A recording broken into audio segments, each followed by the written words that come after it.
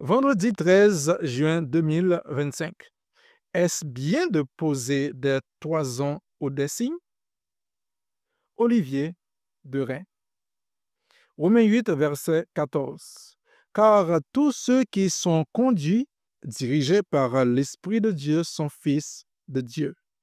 Juge 6, verset 17. Gédéon lui dit, si j'ai trouvé grâce à tes yeux, donne-moi un signe pour montrer que c'est toi qui me parles. Nous connaissons tous ces versets et nous avons tous fait cette prière au Seigneur. Seigneur, s'il se passe telle ou telle chose aujourd'hui, alors cela veut dire que tu veux que je fasse ceci ou cela. Si un tel m'appelle au téléphone, c'est un signe de ta part que telle chose est ta volonté pour moi. Nous avons tous subi les effets néfastes de ce genre de signes ou encore entendu des chrétiens dans notre entourage qui se sont retrouvés avec tout un tas de problèmes pensant que Dieu avait répondu à leurs signes.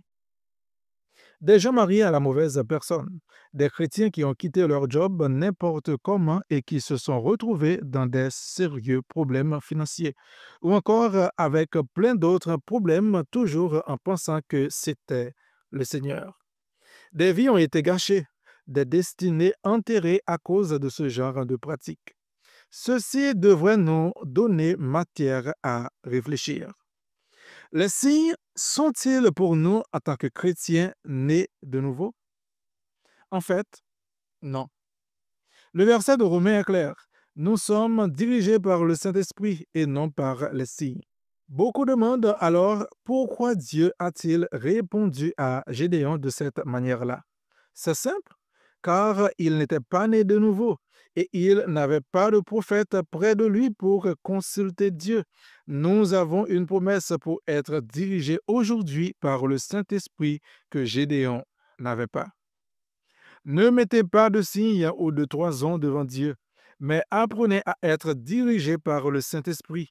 Il nous dirige principalement par le témoignage intérieur, mais aussi par la voix de notre esprit, notre conscience, plus rarement par une voix audible.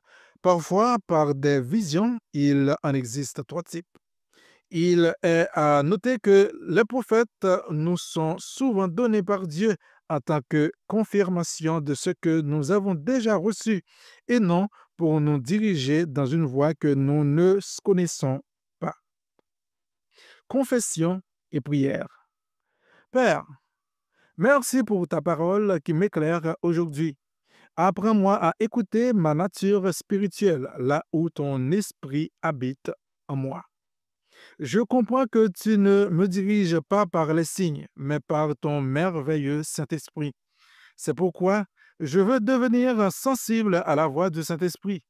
Je te loue, car tu veux que je réussisse dans ma destinée en comprenant que je dois connaître ta direction. Merci de m'aimer. Amen.